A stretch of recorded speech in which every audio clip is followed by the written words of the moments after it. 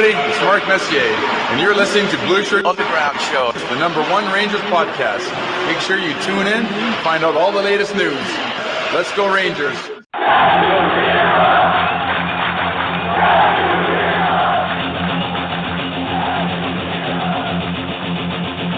Blue Shirt Underground, motherfucker!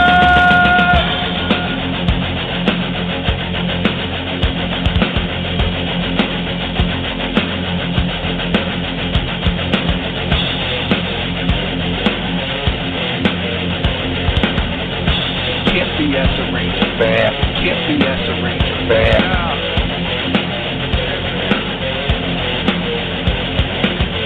This is an unlawful gathering. This is an unlawful gathering. The truth is out there. The truth is out there. This is the underground. This is new media. This is the underground. This is new media. Ranger fans, report to the critical thinking hangar. Ranger fans, report to the critical thinking hangar.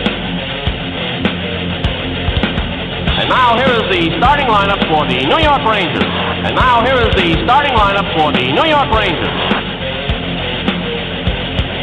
This is New York Rangers hockey. This is New York Rangers hockey. This is New York Rangers hockey. This is New York Rangers hockey. This is New York Rangers hockey. This is New York Rangers hockey. This is New York Rangers hockey. This is New York Rangers hockey. This is New York Rangers hockey. This is New York.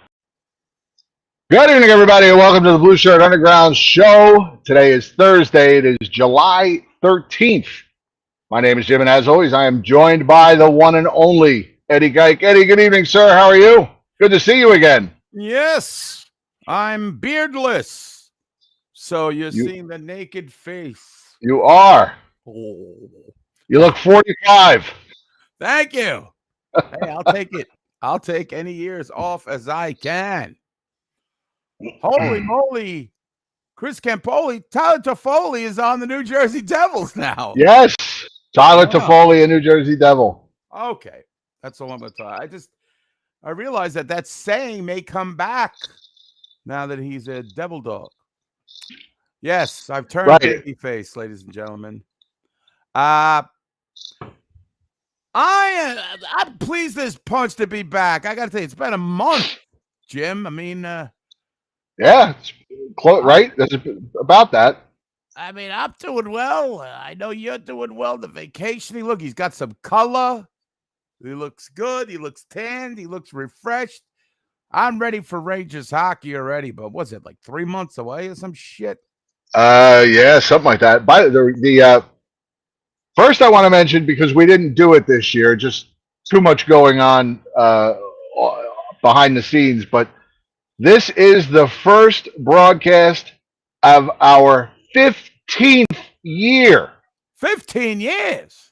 We begin our 15th year of broadcasting excellence, internet broadcasting excellence, if you will. Yes, we celebrated our 14th anniversary quietly this year. Just a little quiet dinner for Eddie and I at home, candles, little dancing. We exchanged cards. That was about it. It was very romantic, just the two of us. So, but yes, we are starting off our 15th year of doing this program in one form or another. And what do we got to show for it? Not one Stanley Cup. Some bright spots. 15 years, no cups. Wow. Yeah. Well, hey, listen, I'm glad, I could have done it without you because I really don't know how to work all this stuff. And also, you had a little bit of grounded factoids where I'm more of an emotional animal. I react as I go. I even wore my shirt tonight. Oh, nice. Yeah. I did not wear mine. That's okay. I'm wearing a NASA shirt. Mine hadn't fit me for a while, so. Oh, nice. It's nice to squeeze back into it. Oh, good for you. Yes, Costa, we should have a I could talk to Joe, maybe get a little update, maybe get some Roman numerals behind our logo, a nice XV. That would look impressive. Yeah. That would look impressive. Already a jam-packed chat room. Look at all these people clamoring for They want even to hear what you have mediocre, to the most say. mediocre of hockey. You know what? Guys, you're going to hate me. Before this show is over, you're going to despise me because I have run into several Ranger fans that we've known and loved in New Jersey about 3 weeks ago, or I don't know, a month ago. Who could have been? I run into Tony Stanziano. Now we all know Tony. He's the guy who wears no sleeves and shorts in the winter. One of the originals. He's one of the originals. I go, listen, people are not happy about Laviolette.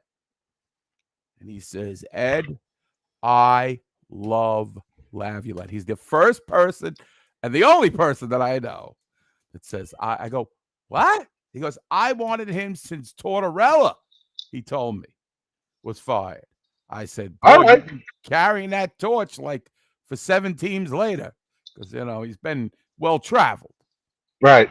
And the next show we do, fans, I'm going to break down the love you should have for Peter Laviolette.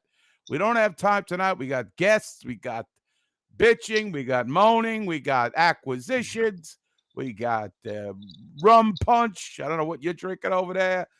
Just iced tea. Just iced tea. No drinkage for him. I had a beer with dinner. You're going to hate me because of my positivity. And I'm maybe it's just I'm jonesing for hockey so bad that I'm positive tonight. I don't hate anybody for their positivity. You want to be positive about the outlook of this team? Go right ahead. By all means. I applaud you. Okay. I envy you. I applaud you. I laud you. Thank you. Applaud you. This is why 15 years of togetherness. Before we get too rolling, because I see Sean McCaff just stuck his head in the chat room. This arrived on my doorstep today because we are, the hoi polloi of internet broadcasting. An advanced copy, my friends. Look, it even says on the back, not for resale, but $20, and first $20 bid, and I'll send it to you. No, I'm just kidding. Villains of New York Rangers history. 978 pages. 14,000 New York Ranger villains, written by our own Sean McCaffrey. So thank you for this, Sean. This is volume 1. It's going to be like Stephen King's The Dark Tower by the time we get done with this. Slightly shorter than the Tommy Knockers. Unbelievable. I already got through the first 10 villains. I'm not going to give it away. I didn't even look. I glanced at it briefly because I just got it out of the mailbox about an hour ago. And I didn't even look at who number 1 is, and I'm not going to give it away, but I'm just curious. I think it's very obvious. You think it's obvious? Is it obvious? I think it is. Let me see. Let's see. Where is it? Oh, that's acknowledgments. The book dedicated to us, by the way, he promised. Oh, okay. Yeah. No, right. But what I like about the book is that if you really the show is plugged in the book. I'm hearing here in the chat room. Yeah, I didn't get to that yet, but I'm sorry. But no, you could go ahead with that. I like it because it's chock full of history. The forward is done by Stan Fischler, who really knows the history of the Rangers. There's some names that will crack you up in this fucking thing. And and there are some that are going to cause a discussion whether they should be in there or not. But that's the point of it. The point of it is that they get people saying, come on, this guy don't belong in there, or this guy should have been ranked higher. And I think it's a very interesting topic. I'm piecing through it. I'm just laughing at some of the names. I'm not going to give anything away because I want everybody to go to Amazon or B. Dalton or Walden Books. Yeah. Borders. Go to your library, check it out, buy it. Yeah. Maybe we'll give one away when we do a viewing party, but Yeah. I'm looking forward to reading it. Yeah. And yeah, so that I love it so far. And I'm sure we'll have a debate once he sold 1 million copies about who I think should have been in there and shouldn't have been in there. We'll discuss. Maybe he'll even come on the show.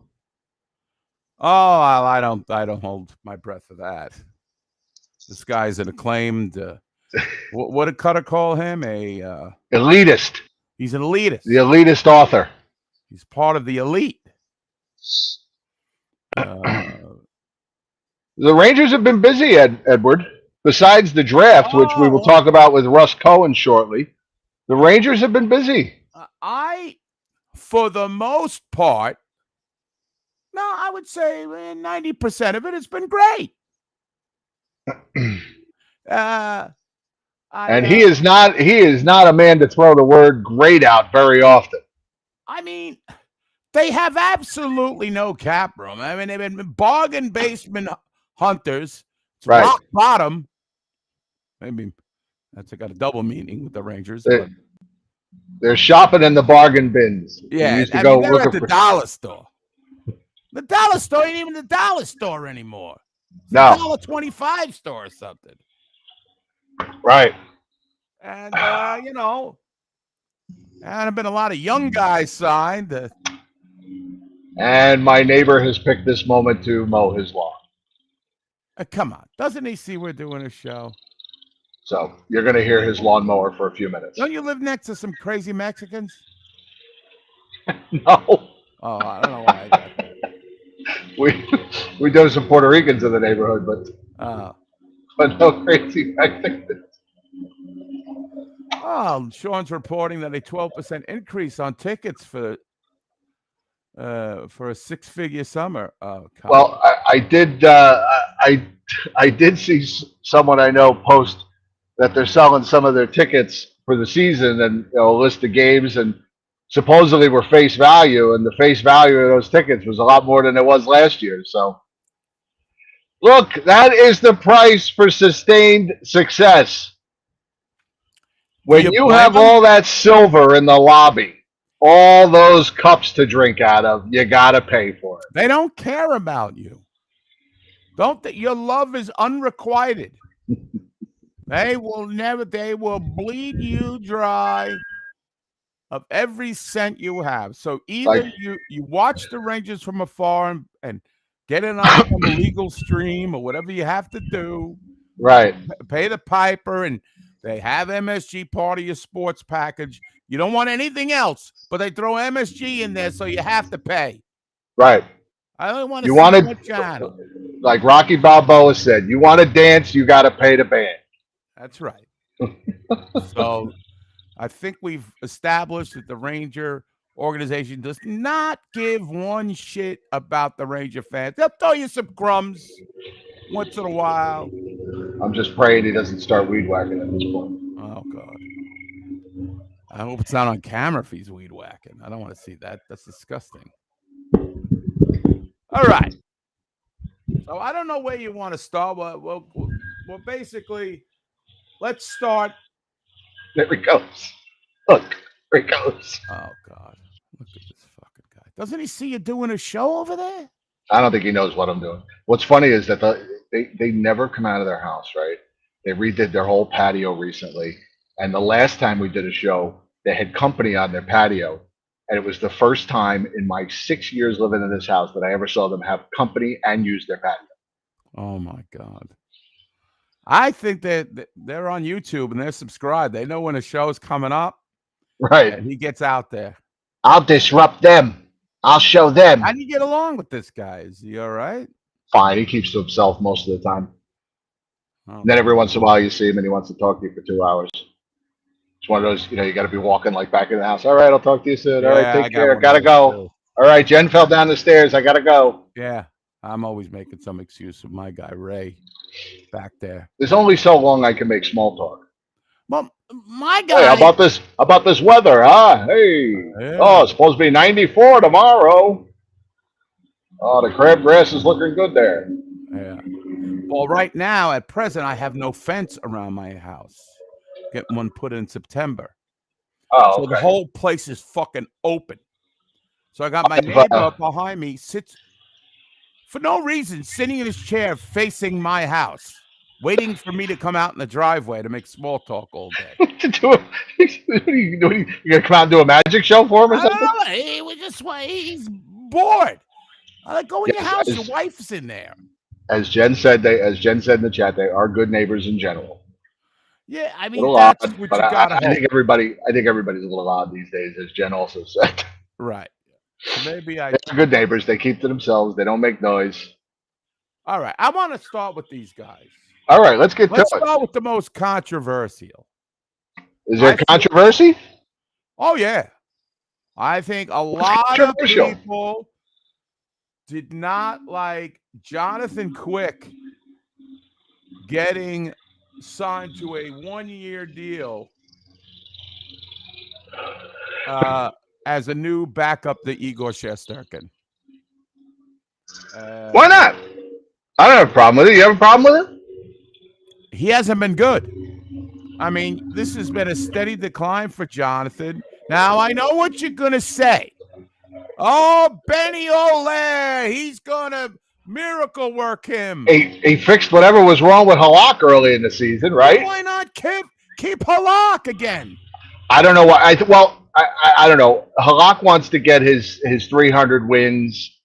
I don't know. Maybe for whatever reason he just didn't see a path. Maybe there just wasn't mutual interest. I don't know. The backup goaltender, I can't get too worked up about. But if Igor gets hurt, do you want a guy who had an 8.82 save percentage last year?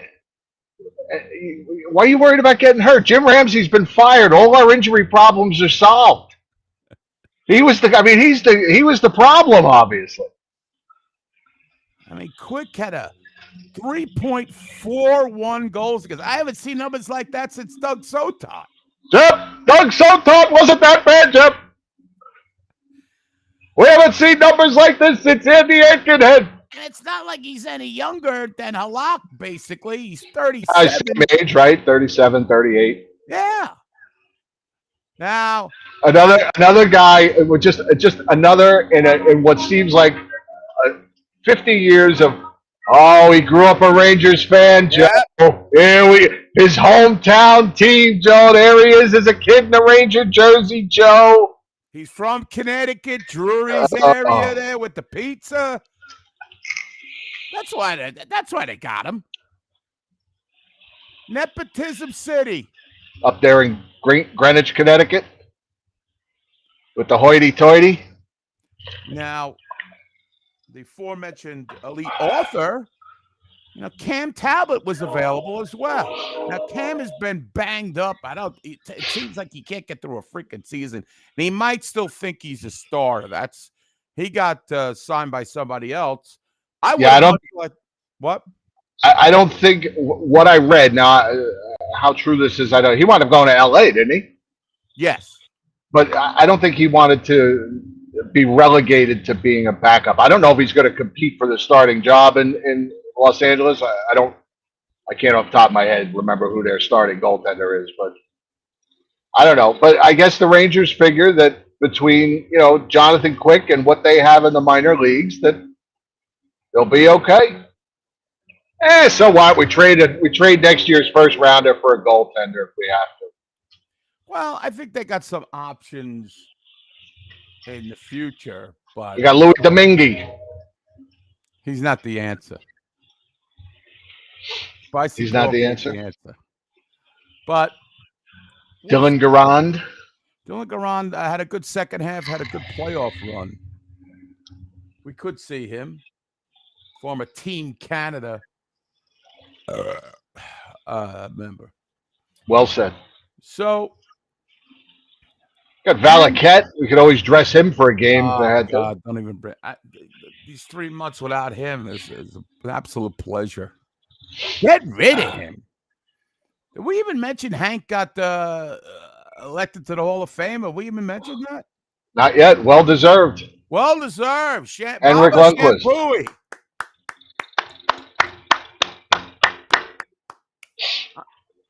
You know, Well deserved. well deserved. And you could say he doesn't have a Stanley Cup and all that stuff, but this It won't guy, list the Rangers without their name on the Stanley Cup. yeah, and he Stanley Cup. was fucking phenomenal for the Rangers. I mean, he got a little annoying making the big money and whatever, but you can't deny the impact he made on this. What's happening to him physically? He's losing a lot of weight. He does look very skinny. He's got to put some pounds on here. Your playing days are over. Heroin chic. Heroin chic? That was like 25 years ago. I mean, I don't know. Put some weight on, for God's sakes. Do a Bill Madlock. You know?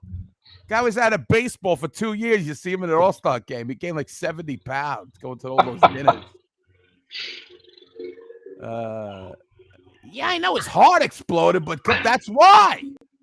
He doesn't have enough fat in his diet.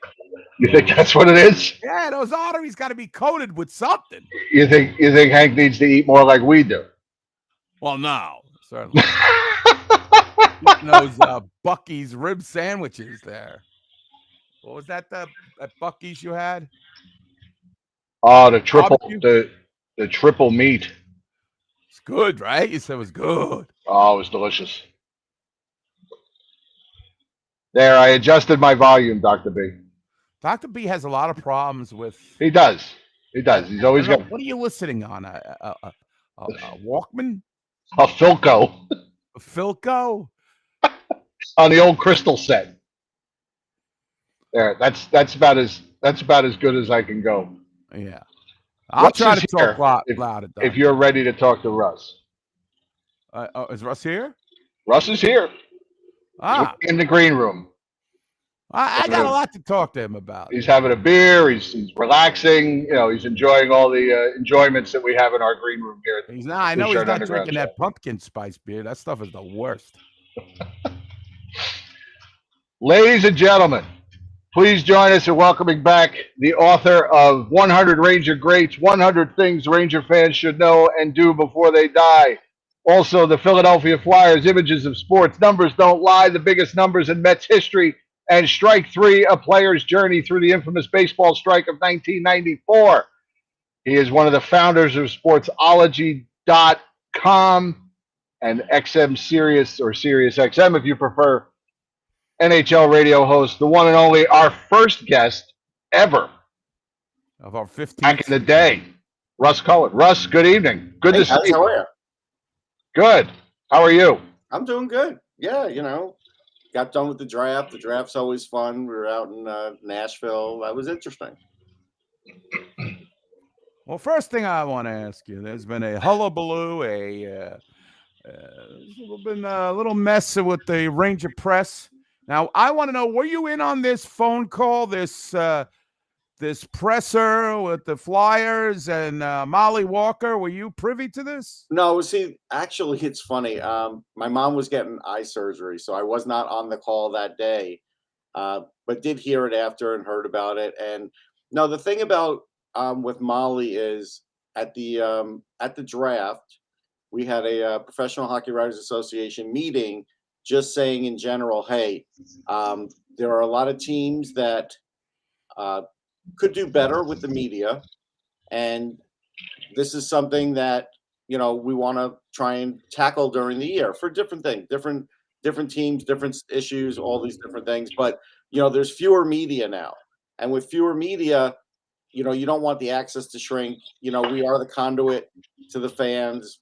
Some fans may like it, some may not. That's fine. I get that. But so anyhow, it was just interesting that it came off the heels of that. Right. What I'm out of what happened with Molly? No, nothing with Molly. Molly just wrote about a situation where There was a female reporter in Philly who asked a question to Garnet Hathaway, and Oh, okay. I'm a sorry. member of I the thought. social team said something that wasn't very nice. It aired, and then it got posted, and then so Molly went and defended the reporter because Molly was like, the question's fine, and this shouldn't happen, and so I supported Molly as well, and the reporter. Okay. I didn't. I heard the story about the Flyers social media team, and I saw the video, and I heard a member of their social media team say, "Who cares? The Flyers suck Right. anyway," or something to That that was the effect. second Which is part of it. That wasn't even the first part of it. That was like a second message on there. right, which is just what you want to hear from your social media team. Right. But I didn't realize what Molly's involvement was. So okay, all right. So I'm all right. So I'm not out of the loop. I just didn't. No, and Molly, like I said, she did a presentation at the meeting. She did a really good job with that. So I think she's trying to do some good things for writers out there. And Larry had something to say that meeting too, as you might expect. Yeah. Well, let me just touch on that. What exactly? What do you think? What was the topics put up that you know? I'm not going to get into the topics. You're not going to get into it. But no, I'm not going to get into it. But it does have a lot to do with just access and interview time with players, things like that, things of that nature. All right.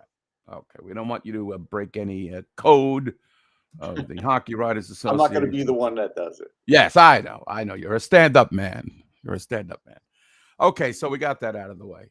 All right. So before we get to the draft, Russ, I want to first question I want to ask you is, what went wrong for the Rangers in the playoffs this year? What was it that? Break it down for us. I mean, we all have our opinions, but how do you see what went wrong? To me, it was really simple. The day they got Patrick Kane, everything started going wrong. And my whole thing was this. I didn't want the Rangers to sign Patrick Kane because I was like, listen, I don't think he's the right fit for this team. The minute you get Patrick Kane, even though Patrick Kane says, yeah, I'll do whatever you want, I'm going to just assimilate right in there, it doesn't happen that way. All of a sudden, everything goes haywire.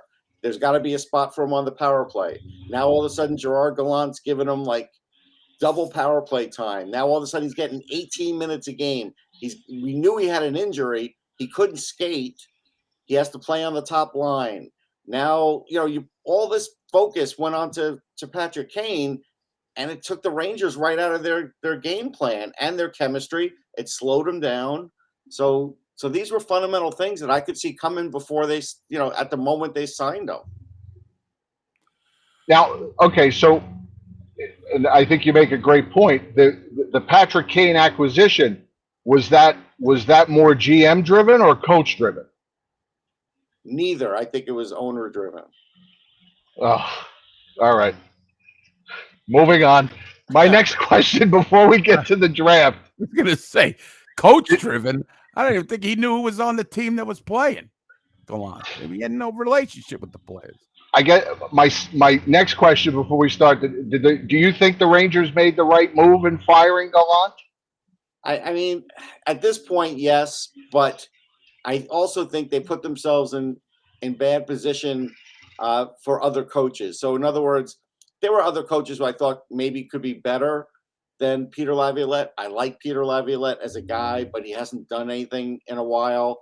I think he's a respected coach for sure. I've had lots of conversations with him. He definitely knows the game. But again, it could be a situation where it's not necessarily the right fit. For me, if this were me in charge of it, I'd like Jay Leach because, former player, so he'd be able to deal with the media, knows the metro area, good with young players. See, that's the part where all of a sudden, it was just a few years ago, the Rangers were in a rebuild.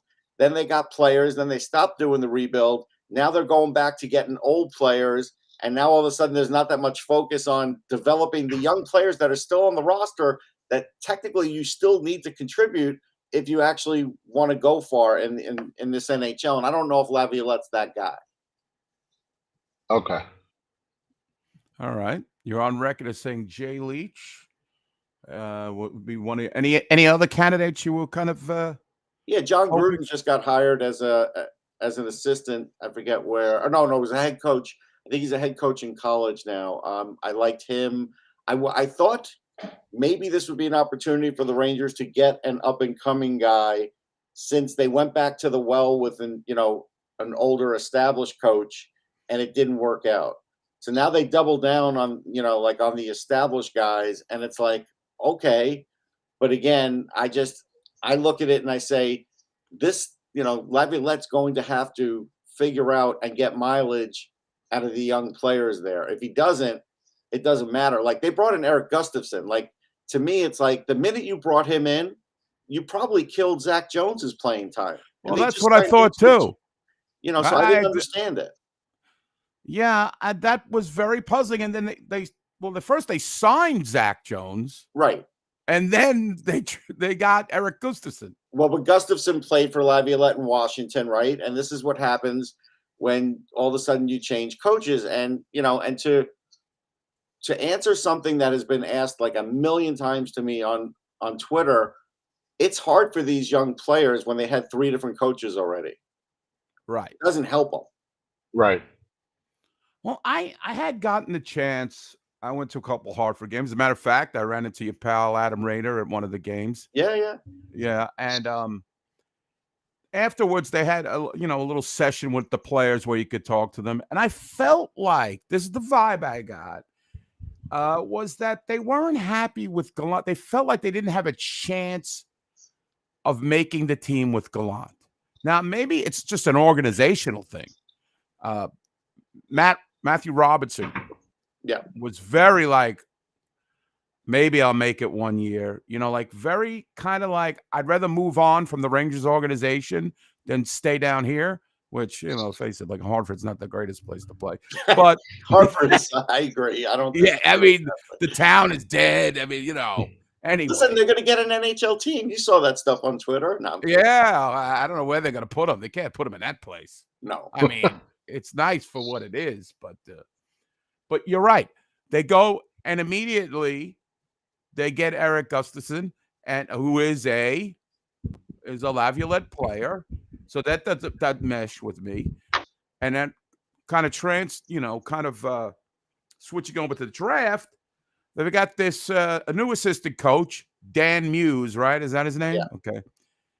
I felt like he was having an extreme say in who they drafted, and for a guy new on the scene, I mean, maybe you can guide me with the draft picks. I felt like he was an important factor. And meanwhile, he's been at that time, he was with the team for like 3 weeks. So, I mean. Yeah, I think there was a little bit of influence. I don't know if it was much influence.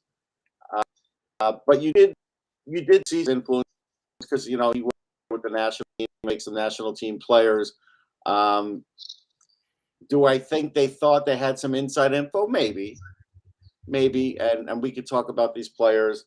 But I don't think he had a massive impact, but I do agree with you. I do think there was definitely some impact. And I feel bad for Robertson because I do like Robertson as a player. And, if you do actually want to be in this bigger league, like they seem to be turning it back into, he's a good guy to have because he's big and he does well physically too. So it is kind of puzzling in that. Yeah, like he never gets his shot. Like, right. How many camps are you going to go to when they just say no? And yeah, that's why I feel Laviolette, I think he's going to turn the tables with a lot of players as far as you're going to see people that you liked. They're not going to be playing. And there's going to be people. Possible. I really, that's my gut feeling with this guy. And I think some of the guy Ranger fans really like are not going to be getting as much playing time. And I'm talking about the Fords. I'm talking like the Braden Schneiders, who I really like. But a lot of fans are like, oh, he's Jacob Trouba Jr., this and that. A lot of people, we liked Harper last year. He filled in admirably. They didn't sign Mikola. They didn't sign him. I actually thought they should have re-signed him. Right. He played well. And so I think you're going to see a little shakeup, and fans are not going to like it. I want to address this Trouba thing too. I don't understand the fans that don't like him because look, he's never going to be a 60-point guy. That's not him. And he's He's a good skater. He's very physical, and there are teams that back away from him. He intimidates, and there's nobody else on the Rangers who could do that or does do that. And he was a factor in the playoffs 2 years ago. So like I don't Absolutely. understand what else Trouba needs to do. It's the money, Russ. Yeah, I guess it's the money. people. I know it's completely silly, but this is just some kind of, I don't know. I don't know if you could even call it a culture war. Anybody who makes money is immediately targeted, despite what you see on the ice. He struggled last year in the first half. He didn't have a good first half. No, that's true. That's fine. But a lot of players do. And he was saddled with a partner, let's face it, did not have a good year. Listen, Keandre Miller struggled in the second half of the season. He just got a nice contract. So right. So to me, I had no problems with Jacob Trouba. How many Rangers? I don't think since Barry Beck they had somebody back there that was feared. Teams are worried about it. To me, he's the only guy on the team that he could change the game with a hit. He changed the playoff series with a hit. There's a guy in the chat room that remembers his one penalty, and it's like, dude, stop. It's just the same. Those are the type of people that hated on Adam Fox in this offseason because he made that one colossal turnover. Right. I mean, the guy is arguably, and again, I don't want to, maybe the best defenseman since Brian Leach to play on this team. He is. There's no question. So I mean, he was a Norris Trophy runner-up. I mean, if Carlson would put up those absurd stats, and if plus those are the sexy stats they go for. They always gone for that. Maybe, with some exceptions. The guy's a terrific player. Yeah, he's an amazing player. Every team talks about him. Like, it's just they all would love Adam Fox. Trust me. Yeah, and I think a lot. Listen, there's an emotional fan base, and listen, I get caught up in it just as well. Get caught up in it? I'm shocked. Yes, I'm me. I'm usually very, I'm very subdued. Yeah, you're always a fan at best. Yeah. So that goes with that. So let's get to the prospects. What we got? The Gilbert Perreault here. What do we got? Is it? So Gilbert Perreault is interesting. I saw the U.S. Gabe, isn't it? Are we calling him Gabe now? It's Gabe. I know. I think we've always been calling him Gabe because that's his name. Yeah, it's Gabe. Oh, it's not Gabriel? Gilbert, and then you said Gilbert. Oh, did I say Gilbert because you said it? Oh, okay. Yes. It's Gabe. All right. So what's this guy's name again? He's Gabriel? It's Gabe. It's Gabe. Okay. He's not Gilbert Perreault. I'll say that. Okay. But is he like his dad? Yannick Perreault was great on faceoffs. I got caught up with you guys. No, he's different than his dad. He's not going to be a faceoff guy. He's a winger. He's a winger, yeah. But he knows how to face off. But I saw the U.S. team about 6 times this year live. And the thing about Perreault is he's on that amazing line. He's going to be in college too with Leonard and Will Smith. Now, the problem with that line is you never get to see Perreault without that line. And it's really interesting because they played together for 2 years. And even when I was at like the All-American Prospects game, literally Perreault took one shift without those 2 guys, and then it was back to the line with them again. So it's like nobody in the last 2 years, nobody has had a view of this guy without his 2 line mates. And so it's like that's why he dropped to where he is with the Rangers, because there's that unsureness, like, hey, can he do it on his own? Like, will there be and who knows? I mean, in college, I'm not sure he's going to play on his own either. At least for the first year, I think they're going to keep that line together too. Look, his skating needs some work, and his legs are, like, I would say, underdeveloped compared to Leonard and Smith. Like, these guys are just like specimens. So I think when his leg strength gets better, it will correct his skating issue. He's got a great shot. He's got great hockey IQ, and he's really a terrific passer, a gifted passer. So those things line up. The only worry I have is, like seeing him as, away from those NTDP teammates. How is he going to do? But at that point in the draft, when you get him like 23, it's worth the risk because, he and I don't care about the bloodline. That doesn't even interest me. Just the fact that he's played, in the spotlight with all these guys and he's been able to hang with all these top players. I think that's a good thing. And so I understand why they took him, because somebody was going to take the chance on him. And maybe, look, maybe he turns out to be way better than at least Ryan Leonard. He won't be better than Will Smith. I don't think so. But, it's the draft. Anything's possible.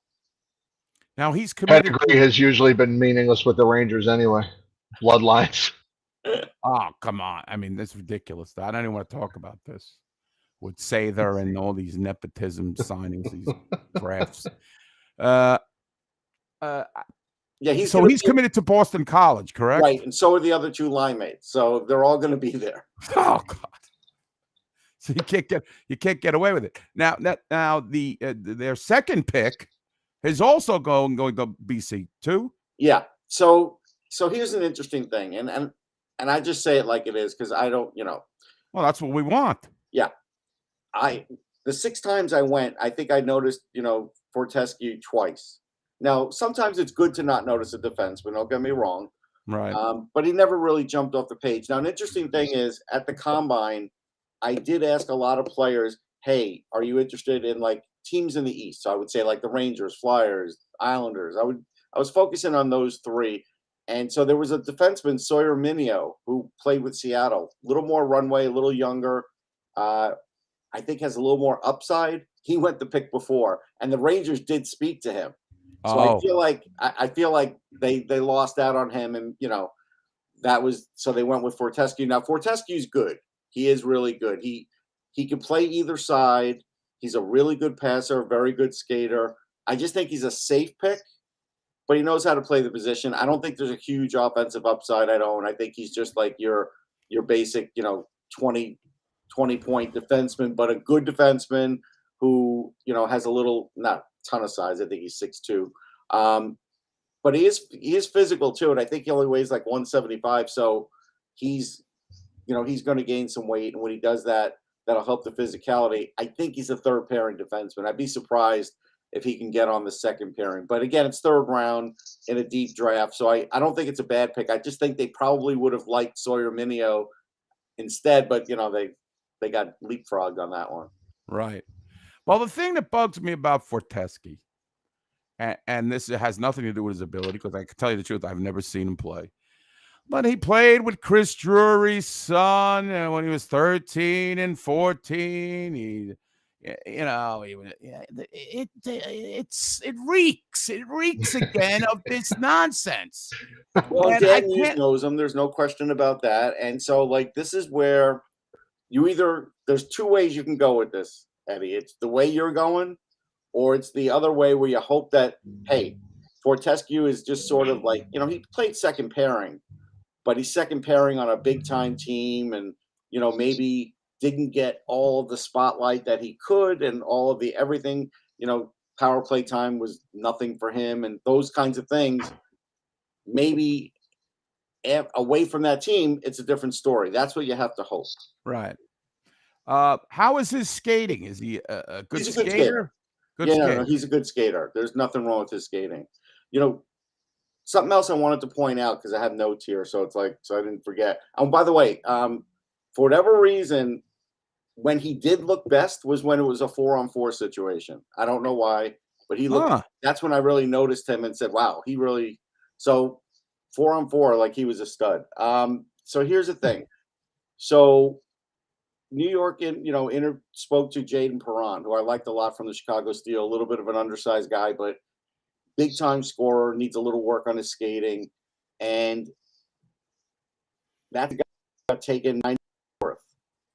And so the Rangers got jumped on him too, because I think, so they went Fortescue instead. So they chose a defenseman that had taken a guy maybe with 2nd line talent if it works out great, but maybe, no spot on a team if it doesn't work out for Perron. That's the kind of thing. It's either going to be a lot of offense, or maybe he doesn't make it. So that's why I feel like they went safe on that.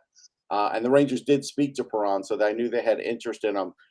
The thing that they lost out on, I feel, is when in this draft, I think the 2nd round is going to prove to be really deep over time.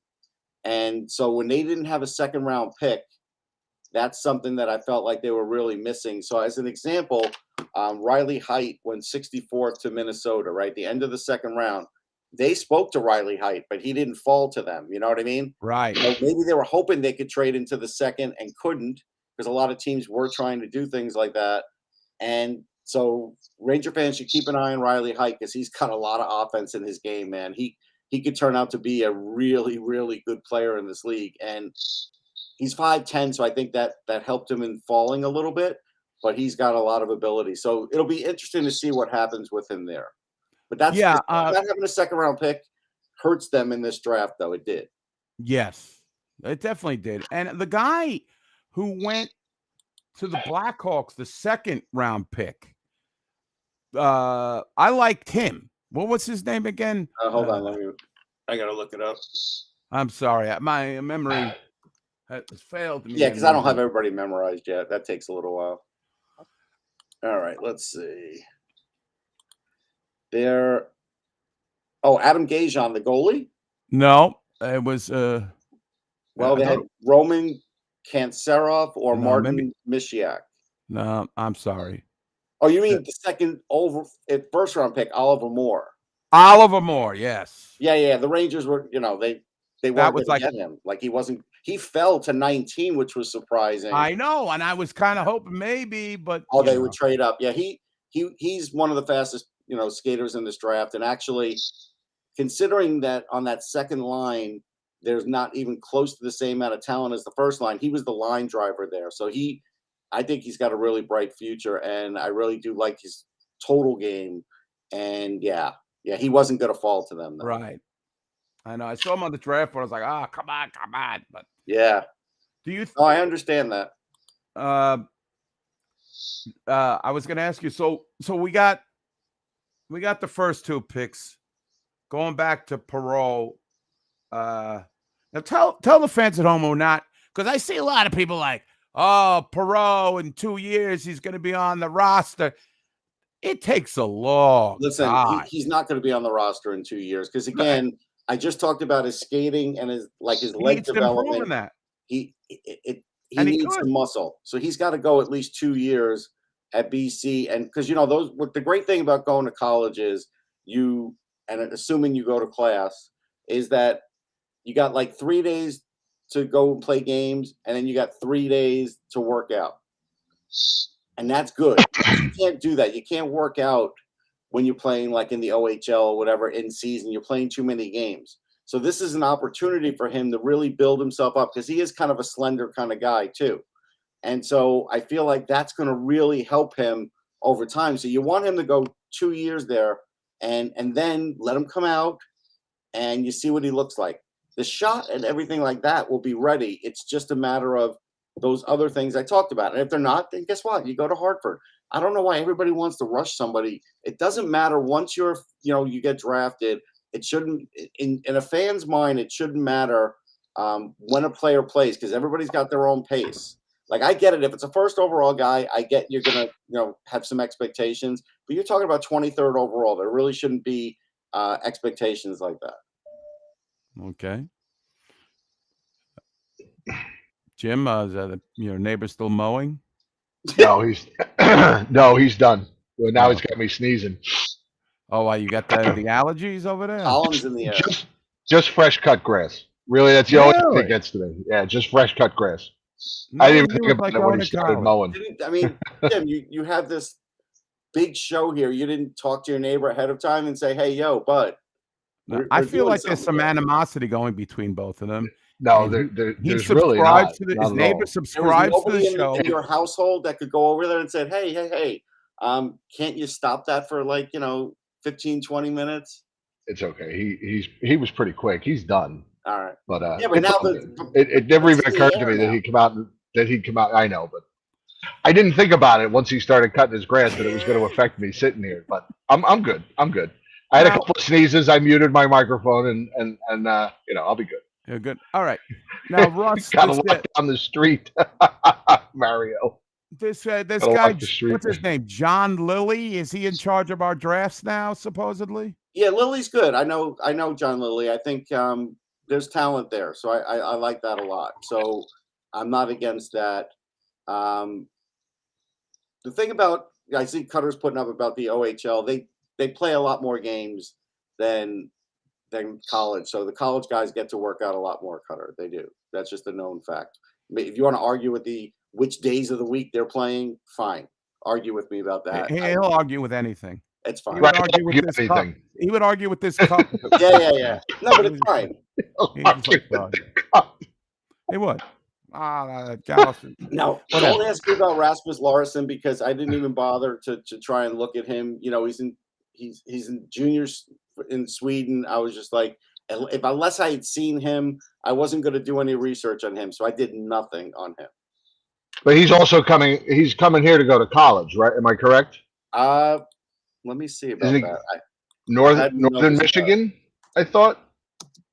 Let's see. It's possible. I hadn't know. It was not Adam Rader mowing the grass, Mario. It was. You think Adam Rader does his own grass? Yeah, he's got landscapers. Are you kidding me? Come on. I did my own today, but I don't think Adam Rader does his. You know, you're a man of the people. I'm going to tell you, Adam Rader's working on. He's trying to basically put in new pavers. And I think he's been doing this for like 5 years now, if I'm right. Let's see. Northern Michigan in 24-25. Oh, okay. So he's still got a little time. Year away. Okay. Hey, Sean in the chat room, I went to Nassau Community College. I graduated, then went to the University of Houston. Don't besmirch my my. I know a few people who went to Nassau Community College. Yeah, I went to Suffolk Community College. Yeah, that was. And went on to the University of Hard Knocks. That was a step down.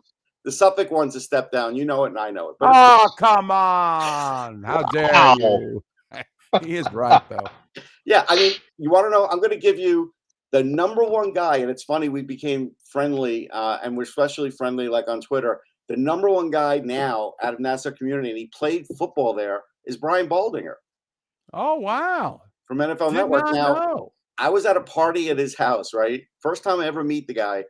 And the host knew that he went to Nassau Community too. He goes, Russ, here's Brian Baldinger. He played college football the same time you were at college. And I was like, they had a football team? I had no idea Nassau Community had a football team. I wasn't aware. Yeah. Brian looked at me like he wanted to kill me. Like he was like, are you kidding me?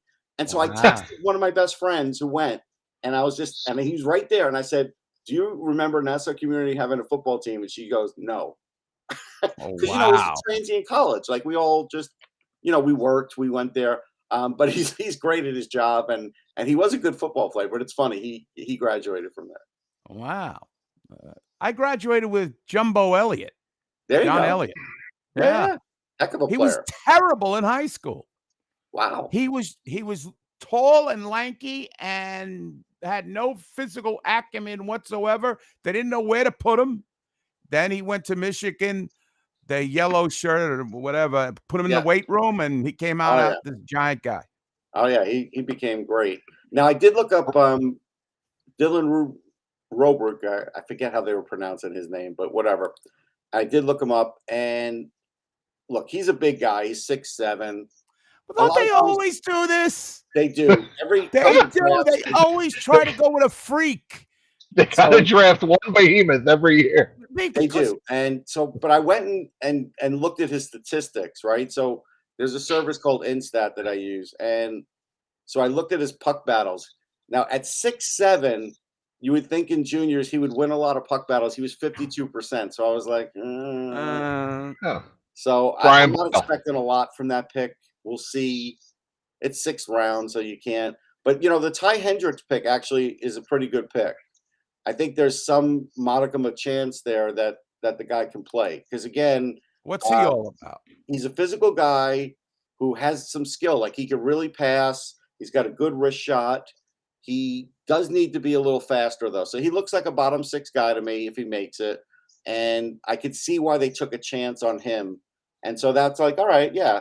The Hendricks one, I get.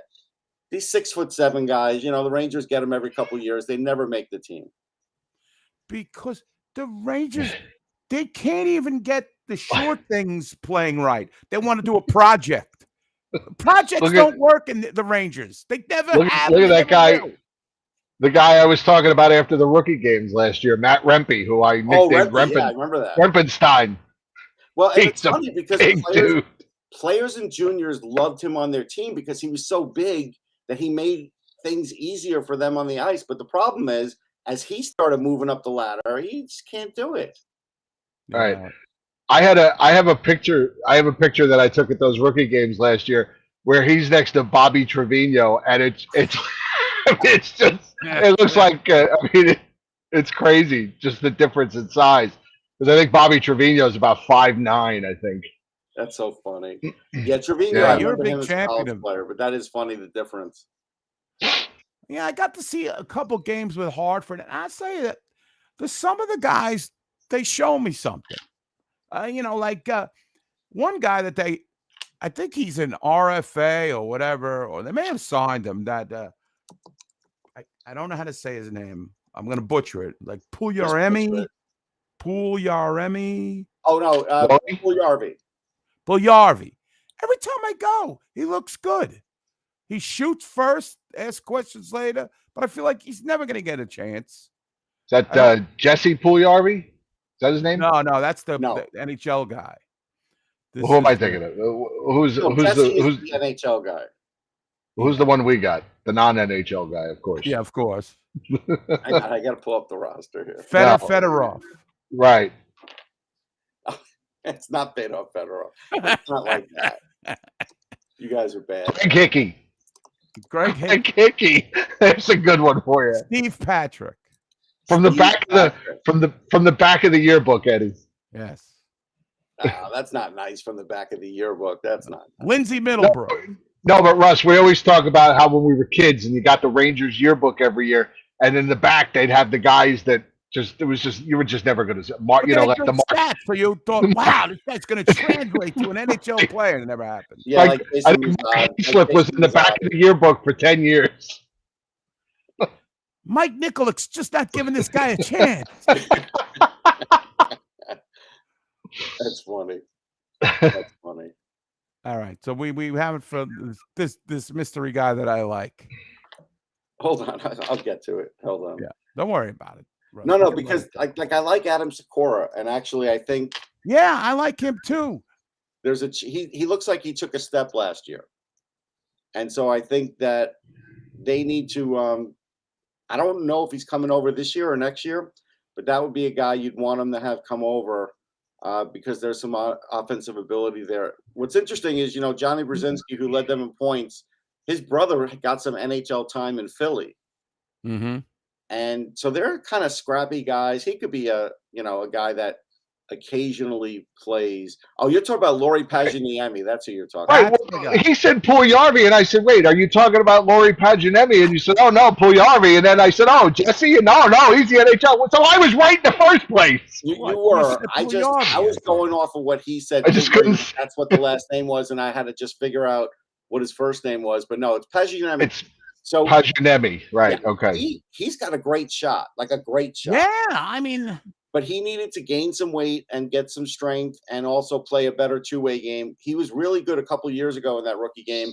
I liked him when they drafted him. I still think I have a video up on him on Instagram, believe it or not, from his draft year. I like him. He got 19 goals. I do think in another year or even next year, if they need to plug in somebody, there's a possibility you can get some goals out of him. Ty Everson, I saw they re-signed. That's another guy Dan Muse is going to love, right? Because he's from the program, but he's just a fill-in defenseman. He's really. I didn't see much from him. Yeah, I don't think you're going to see much from him. Unfortunately, they're not loaded with prospects down there. Now, I know everybody wants Othman to just sort of like come over and play, but I don't. Oh yeah, they're clamoring for him. I know. Ranger fans think this guy's the difference maker. No, he's a really good player. The grit. He's going to fix the grit problem. He's going to fix everything. He's a good player. Let him have a full season there as a rookie, and let's see what he's got. But he is a good goal scorer. He's not a great goal scorer, right? He's not going to be like a big time guy, but he might be a 20-goal guy. But he also has some physicality. He's got some good speed. He does play a good overall game, so I do like him. But we got to see. We got to see what happens when he makes the next step. Like, don't rush that. Right.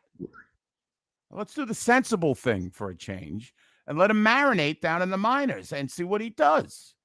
And But make I'll be that honest, damn I'm starting to look for the last few years at Ranger drafts, and it hasn't been Oh, don't great. do that. No, Don't do that. Don't do that, dude. It just hasn't been great. So, No, it hasn't been. and that's the thing. They really have to get better at it. They do. So, and they've made a They- lot of changes, and I can't tell you that they're all going to be great. You have to just sort of wait them out, but they've made a lot of changes. What do you think about? It looks like the Drury era Rangers are more. They're not taking any risks with Europeans or Russians. These are good old American boys, as they would say. Yeah, they probably. I mean, technically they have a Russian though. They had Maxim Barbashev, and so he's the younger brother, and he's good. Of course, he's the younger brother. No, but he's He's one of good. the guys I was impressed with in the rookie series last year, Yes, though. I no, liked he him. can play, Eddie. Don't. Well, I mean, it's Ivan is a good player. I like him. I don't think Of it's a course, he Dennis gets Potvin. the younger brother. I don't think it's a Dennis Potvin, Jean Potvin situation. I don't. So I just want to point that out. I do think he could play a little bit, and the fact that Ivan took a little time means that I'm willing to give him some time too. So let's see, because there were things. What kind of player is Maxim Barbashev? He's fast. He also has that little bit of physicality. He's creative. He does have a little bit of goal scoring touch like his brother. Like there are some things there that are Where is very he? similar. Is he in the Hartford mix? No. He's still only 19. So okay. So that's the problem. But like last year, he had 32 goals with Moncton. Now it's easy to score goals in the queue, like it is. So Right. I don't count on 30 goals in the NHL, but he could be a guy that gets 10 to 15 if things break right. But again, you saw what happened with Ivan.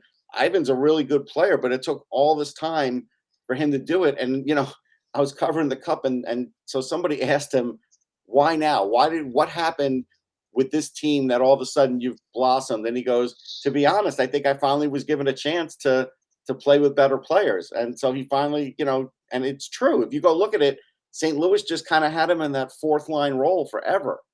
And he could do anything. He could play that fourth line role too, but he has offensive ability. So, Right. And I think a lot of players think they would be better with better players, but that's not always the case. No. I mean, I think you had guys like Elias Anderson who we had, and look, a lot went wrong with Elias Anderson. I don't think the Rangers did him any favors. I don't. And I think when you have a guy who clearly, I guess you probably could figure out at the World Juniors with the medal thing that he probably wasn't fully mature. You got to make sure those guys, like when Euros come over, you got to make sure these guys have other Euros to room with and try and get used to a city like New York. It's very hard. You would think with the Rangers, with all their money, Adam Ray decided this 15 years ago. They should have a draft, a person in every city in the world they can afford. Why can't they have, other than Sergei Nemchinov's daughter, was the only person greeting these people at the airport, the Russians? They should have a whole organization that deals with people from Europe and translating and getting them to speak English. Come on now. Where is this Adam Rader guy? He must be asleep or something. Let me tell you, Adam Rader is asleep on hockey. He is. He's completely tuned out. I said, he's like, Dylan McElrath. Whatever happened to that guy? And I'm like, he played with the Capitals this year. He's like, what? Like he was completely. Hey, he won a Calder Cup. All right. And I was like, Adam goes, I don't have time for this. And I'm like, why? That's because he's not working mowing on your his lawn. driveway. He's working on the pavers in his driveway. That's why. I mean, for the last since McElrath was drafted. So okay. By the way, we should say that the audience should also say that we hope that the dam doesn't break in Vermont because Mario, popped on here and he's close to that action. So hopefully. Oh yeah, I didn't realize that. Yeah. Wow. You gotta hope that doesn't happen to him.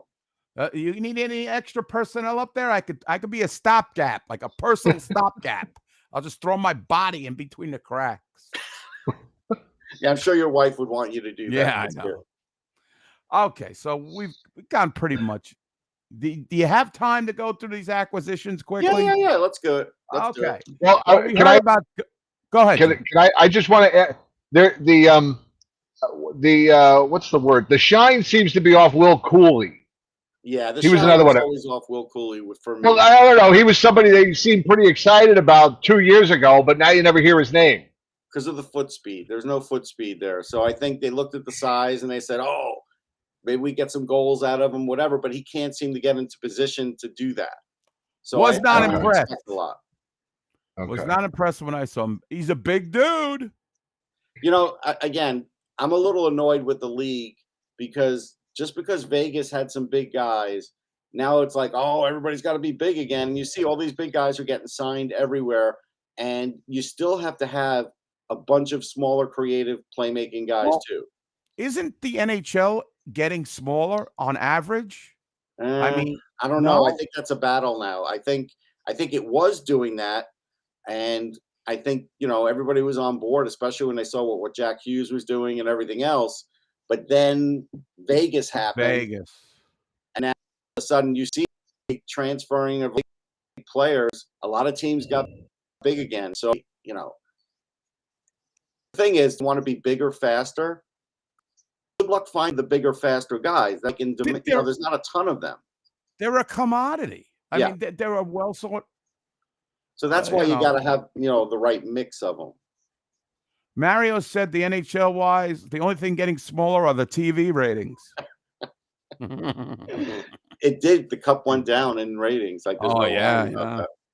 But I will also tell you, I think it went down in ratings because when you put it on TBS, as an example, right? So if you're traveling and you decide, all right, we're on vacation, but I still want to go watch the Cup, and you're in a hotel and you go down in a hotel lounge, they may not have TBS. Chances are they don't.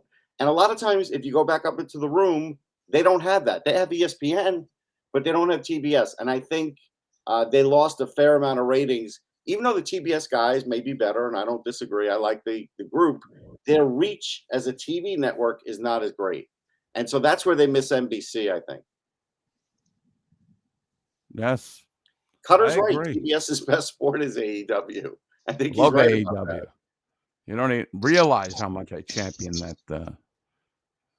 And I take a lot of flack for it, by the way, ladies and gentlemen. WWE people disdain AEW for the most part. For the most part. Anyway. Yeah. I digress. Nick Bonino coming back from the lacerated kidney. Right back. I feel like Jim's this? one step away from the IR now. I do. Yes. Hell, he's gonna be on a long time. For the end of this broadcast. I just feel like the pollen's gotten the best of him. But anyhow, I don't understand the Nick Bonino thing. I think it's like 5 years too late. He is a really good penalty killer. Like, we all know that. But the days of Nick Bonino scoring 20 goals are long gone. I mean, I don't understand it. I wouldn't have done it. Yeah. I mean, the guy's 35 years old. Yeah. Why? Right. And they got enough. Penalty killing really isn't a problem for the Rangers. No, I don't think it is either. And he's not overly great at faceoffs, so I just didn't really see it. Now, me and Jim talked a little bit about Jonathan Quick. What's your rationale with this? Well, all right. So I thought there was a point this year where I thought Quick was washed up. I'll admit it. Yeah, I mean, it's been trending. He's been trending bad. Yeah, and a lot of people felt that way. Now, in Vegas, he did have some pretty good games. So I get it. All right. So, yeah, Jennifer says his headphones died. We'll let Jennifer cover for Jim. That's fine. I get it. No, I'm kidding.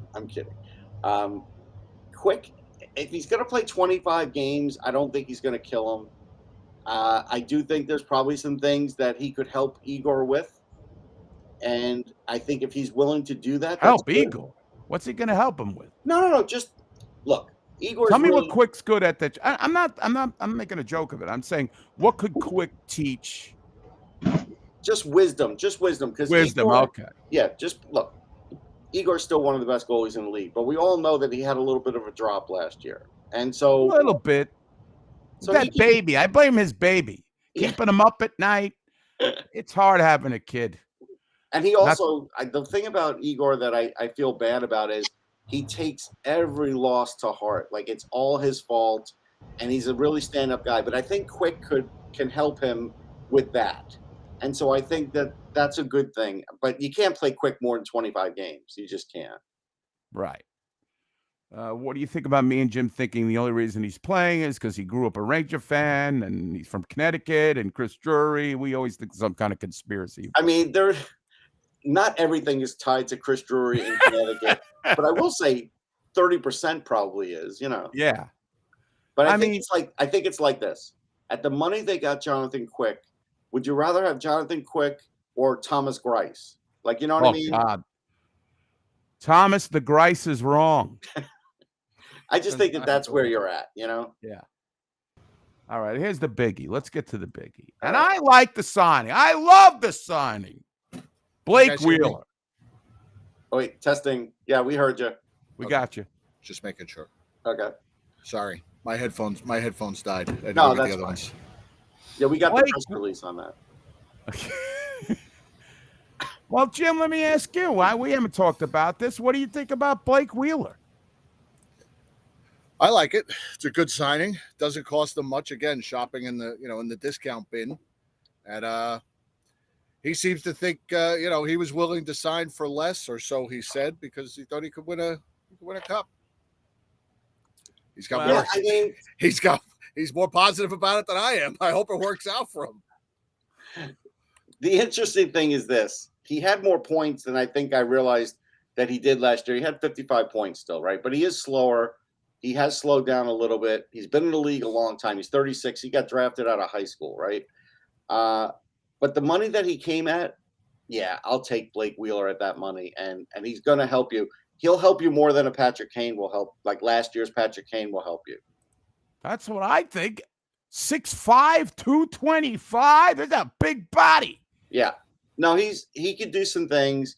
He still can score. It's not like he can't do anything, but his numbers are dipping. Like his goals are dipping. You got to have him with the right players. Maybe you even put him with the young players, and maybe there's something that he could do, but he's going to have to keep up with the young players. That's the only thing skating wise. So we'll see what they do with him, but I thought it was a good signing. I thought that was a no-brainer. Yeah, at that price, I mean, I don't know how you could go wrong. Right. What do you think about? You talked about the younger players, and we talk about the younger players: Hedel, Lafreniere, Kakko. Do you think these guys need to move up, play first line minutes? Is that the answer? They obviously they can't play together forever. Well, Do you I think mean, that's a hindrance or a plus? I think it was good last year because Gallant didn't really know how to handle their line. So if he would have just left those guys all year on that line alone, it would have been really good. But of course, he kept disrupting it. And I think to start, I'm okay with it if that's what Laviolette does. But I do feel like you have to get some of those guys up in the top six. You do have to get them off the second power play, on the first power play. You do have to do those things. Like, again, as an example, just because you brought in Blake Wheeler doesn't mean you have to put him on the first power play. And I think, but I just feel like Laviolette's going to do that, right? Because out of respect and all this other stuff. But you've got to let these other guys start advancing because, Lafreniere did not have a bad year. But I do feel He had like a bad start, but he finished great. Yeah.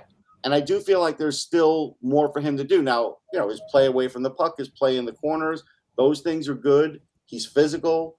I think he's really built up his body. I think the last bastion is getting more points out of him, and I think you can. The thing about Kakko is we have to just give up the idea that he's going to be this big-time scorer. He's not.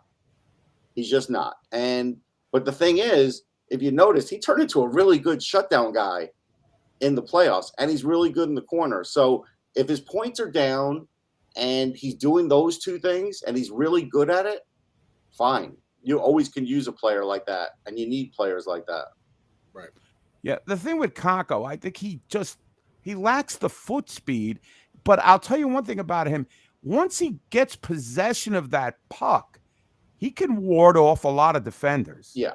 Which, if he turns out to be a third line guy, I mean, he matched up well against Hughes. He did. right? He did.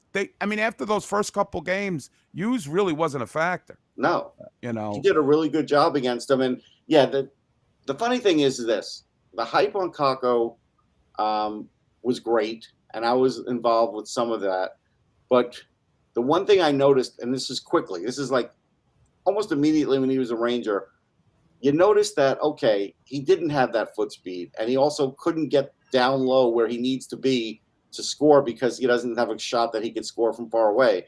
And that was because he got a lot of stretch passes. There was a lot of open ice overseas, and he had to figure out how to do it with less here, with tighter circumstances, more checking. I think he's figured it out to some degree. But he's never going to be that big-time scorer. It's not going to happen. And these guys, again, I mean, I want to impress on people. I'm sorry, Jim, I'm kind of hogging this interview with Russ. It's all good. That people don't realize these guys are still incredibly young. Yeah, Kako's 22. He's 22 years old. I mean, again, I agree with Russ. I don't see the makings of a 40-goal scorer in this guy, but he can be a solid NHL player. 22 goals. Right. And I'll be happy with that if that's what happens. It's, of course, I have to change my expectations. I mean, this is what happens, So, and what about Hedl? You think Hedl, I think, made the jump. I think he really, I think it was funny with Hedl. I think he needed to kind of grow into his body because he was always going to be that guy that was a little more physical, but was like that power forwardy kind of body where, not everything works in unison at the beginning. But last year, I thought he really turned the corner. I mean, he had some games where he was a factor.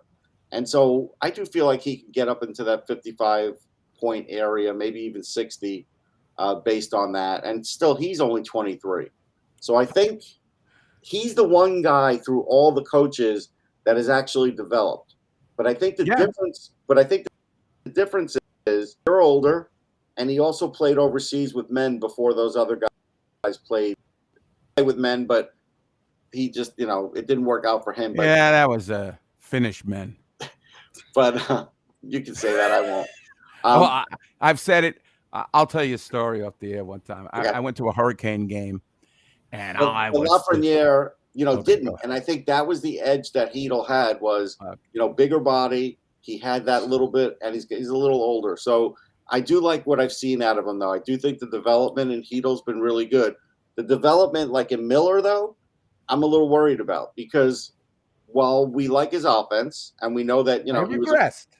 He had a bad year last year. Yeah, he definitely regressed defensively and turnover-wise, definitely. What did we call him? The Kian? What was the nickname you gave him, Jim? The Kian grenade. Kian grenade. I think that's where Laviolette can help him now. Phil Housley comes in, but he's an offensive defenseman. Yes, he used to play center ice. I know. So it's kind of like, you almost wish they had a more defensive guy. Maybe Muse will do some more with the defensive part. But I think with Miller is he needs to reel it in a little bit. The offense is good, but they need him actually now to play a little better defensively because that's where they're getting hurt. They're getting hurt because he has to play a certain amount of minutes.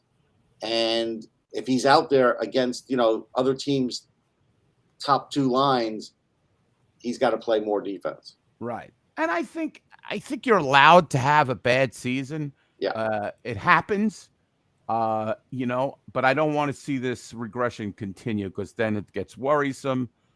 And but I don't think Ranger fans really appreciate his ceiling. No, I don't think they do either, but I think this part of his game's got to get locked down. You got to play defense first. That's basically it. And from what I understand, Chris Kreider's 36 goals were like the worst 36 goals in hockey, right? Yeah. Oh, what a bad year. Yeah.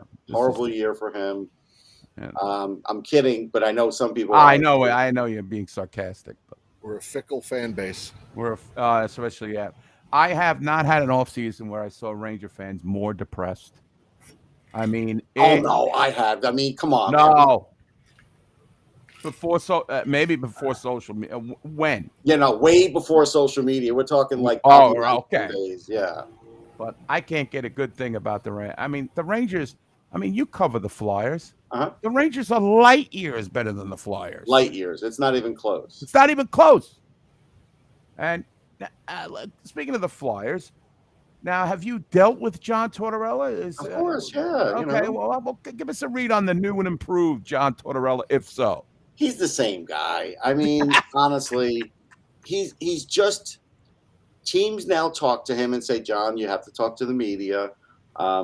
John, you have to do this and that. It's part of your job, and he does it. There's days he doesn't want to talk to the media at all. Like you see those days. He's not quite as fiery as when he was a Ranger coach. He's not squirting anybody with a water bottle. He's not doing anything like that. Does he still run players out of town? Yeah, he runs players out of town. I mean, that still Kevin goes Hayes. on. Yeah, Kevin Hayes is the latest example. So that is always going to happen. But, he is a little mellower. But there's still this intensity in him that makes post games interesting. He hasn't threatened to beat you up at the.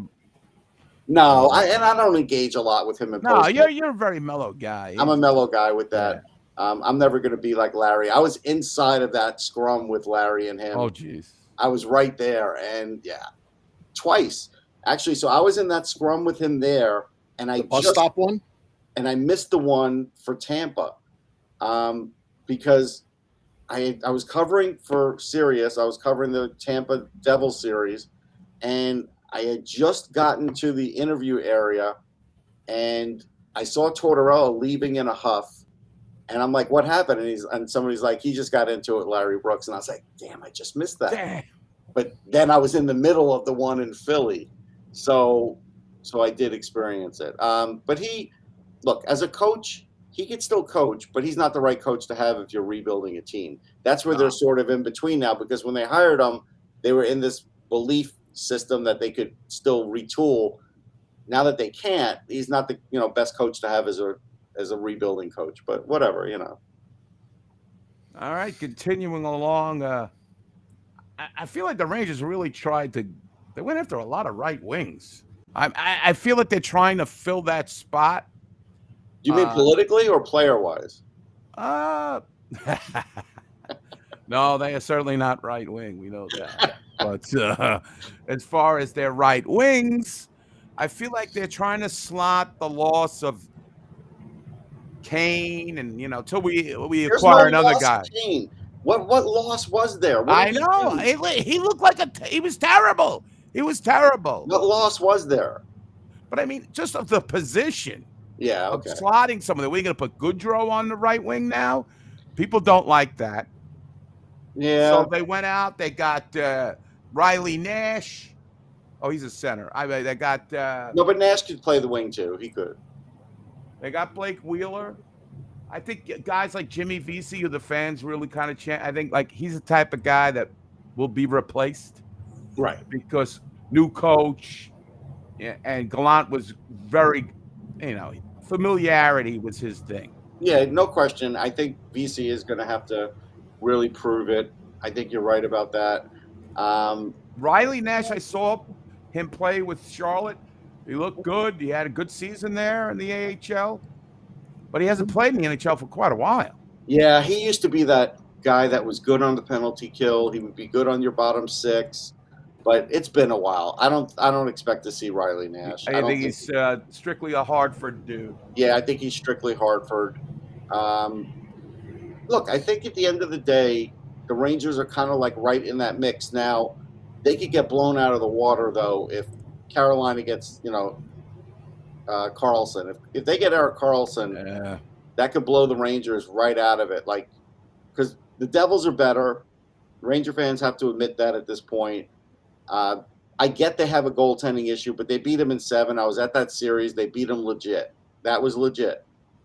Yeah, it hurt, but it was legit. But the Rangers gave up.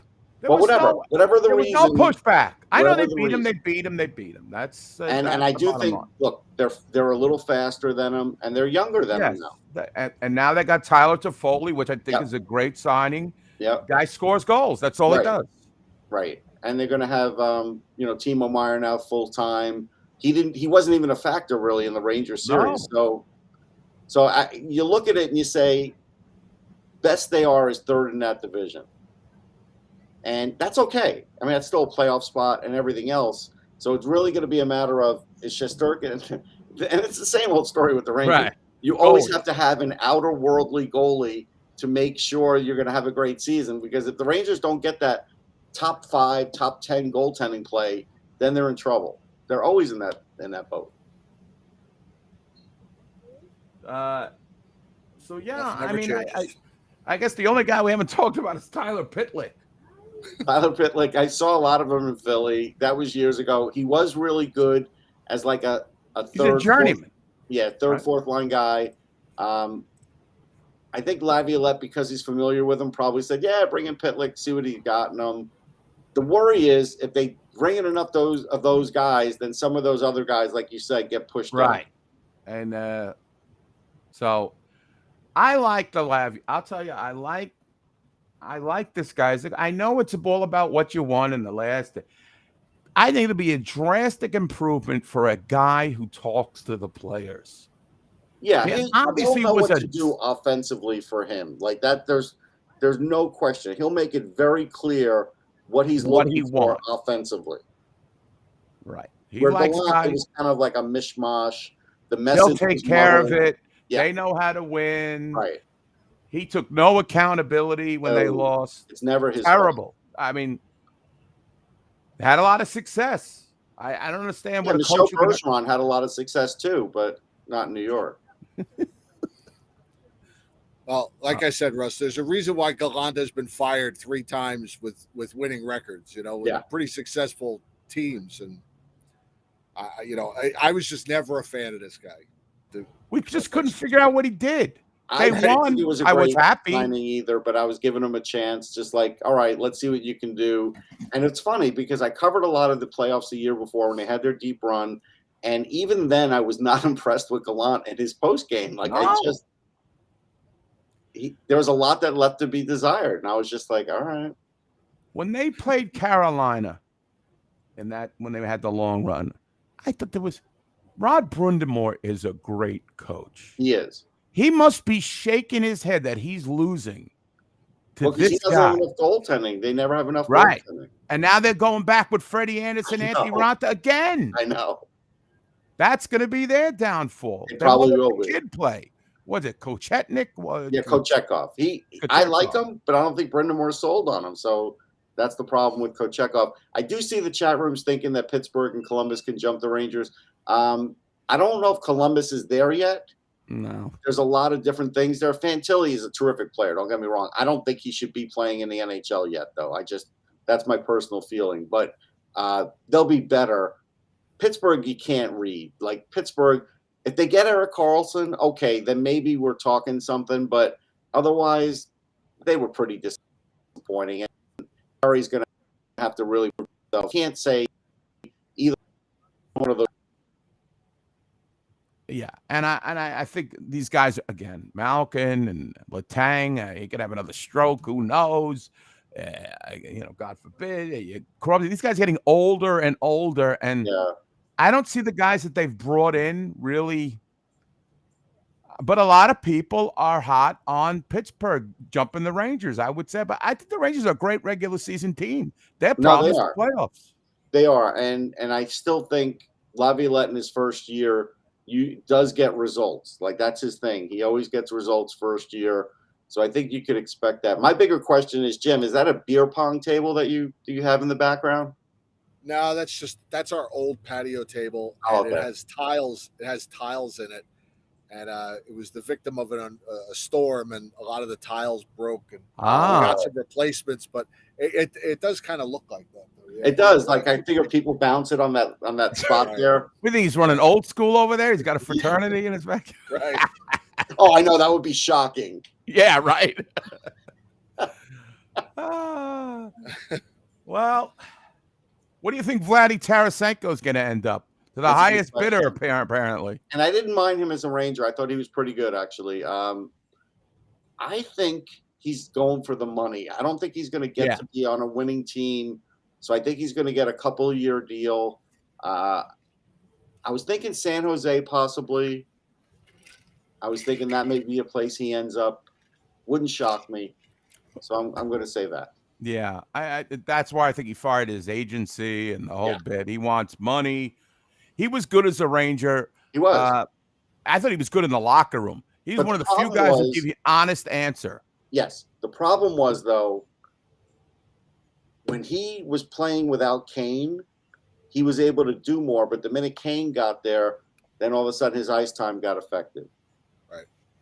What do you think about some of these fools on the chat, the message boards and all that stuff saying, "Oh, let's get Kane, put him on long time IR, and get him back for the playoff push next year"? After I can't tell you it's not an impossibility that he comes back. Right now, again, this is where I'm going to suspend belief and say, okay, I've got to forget about history, because there's two things you can count on in life. When guys are 34 and above, they all go back to Toronto and New York. They do, right? It happens every year, every couple of years. Rangers got a couple now. It always happens, right? So now I got to believe that Kane, coming off his hip surgery, is going to be somewhere closer to the Patrick Kane of 2 years ago. I don't know. What is he, 35? I don't know. And everything's going to be predicated on his speed. My worry is this. I thought Kane did a good job of gutting it out, right? But I felt like they gave him too much ice time, and I felt like he disappeared in the middle of games because he just couldn't keep up with the pace. I think even if he's healthy, I do worry about him keeping up with the pace of the game the whole game. I do think that that's going to be an issue with him. So could I see the Rangers? I don't think anybody's signing him until a month or two into the season. So I don't think you're going to LTIR him until the playoffs. I don't think he'll want that. So I think you're going to have some room for him, and you're going to he's never going to come for $1 million either. This is Patrick Kane. Yeah, he's got a little bit of an ego, rightly so. I mean, he's a great player. So he's going to want like $2-3 million prorated for sure, probably $3 million. So it wouldn't shock me if the Rangers made room for him, like all of a sudden they trade Barclay Goodrow or something and fit him in under the cap. But I would be against it. But if he comes after the hip surgery, like anything else, I'd have to give him a chance and just see what he can do. But, I'm not overly excited about the idea of it. Okay. Jim, you have any questions for Russ before we let him go? Because I feel like we've had him for like 2 hours. I will ask Russ one final non-hockey question. Oh, Russ, the Jets. Give me a prediction for the Jets this year. Oh my God! As you know, Eddie's big Jet fan too. We have some Jet fans. In the Quinn Williams just locked them up. Well, that was a big deal because there was two things I didn't want to happen. I didn't want them to be on Hard Knocks, and they are. They are. And I did want them to sign Quinn Williams before Hard Knocks, or that was going to be on Hard Knocks, or that was going to be a big issue, right? So at least they did that. Honestly, when the Jets were on Hard Knocks the last time with Rex Ryan, I didn't watch any of it. But they did well. Yeah, but it doesn't matter. Rex Ryan's a blowhard. I knew he would play up to the camera, and he did. And then in the end, what does he do? He cuts Danny Woodhead, and Danny Woodhead goes and gets like 1,000-yard season with. He goes, "Sorry, kid, you can't play here." Something like that, right? All right. And he has like 1,000-yard season with San Diego, maybe. San Diego Patriots. Yeah. So I was like, no. But this time around, the worry is, look, Aaron Rodgers has never been in a market like this, and he is coming in towards the end of his career. Like, that's just a fact.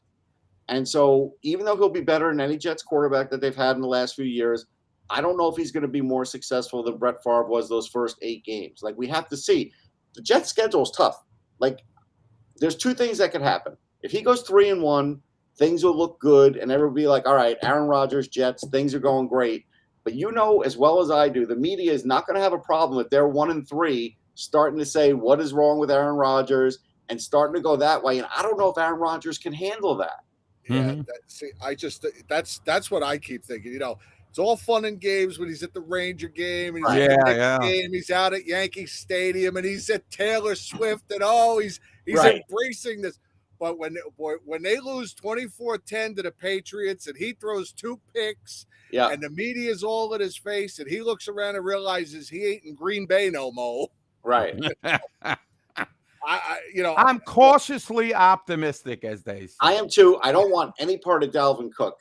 Dalvin Cook, here's my stat for Dalvin Cook, and people can go to sportsology.com. I occasionally will post Jet stuff, and I do Jets rehab with Orlando Macchia. You guys know Orlando, and Orlando does a great job.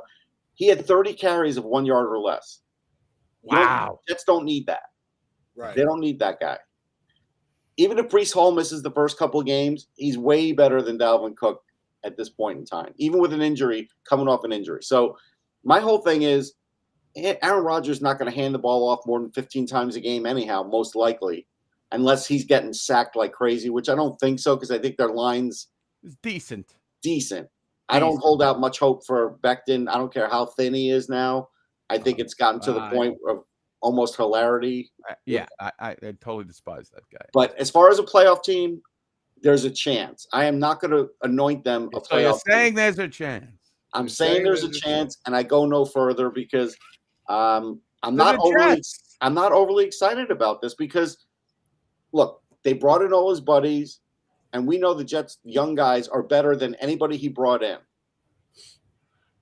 But Russ, it's not Zach Wilson. That's the only reason I'm optimistic. No, but here's the thing now. So let's say Aaron Rodgers. Do we know for sure he's going to stay for 2 years? We don't. No. So Zach Wilson, like whatever may be left of Zach Wilson, and I don't totally throw away the arm talent because if they could teach him something, you never know. But he could get ruined just with Hard Knocks. Like that could be it. That could be his final resting place. He's already ruined.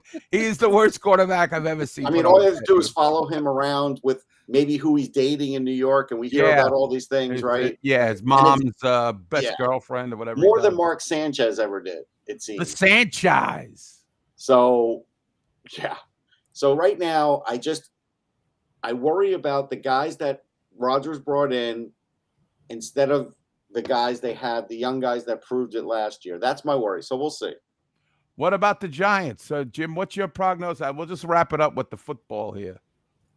I think the Giants are going to have a good season. What about Saquon? I think it's going to be very similar to last season. And I think is he going to sign or not? We don't know. Now they're saying he Monday, may hold right?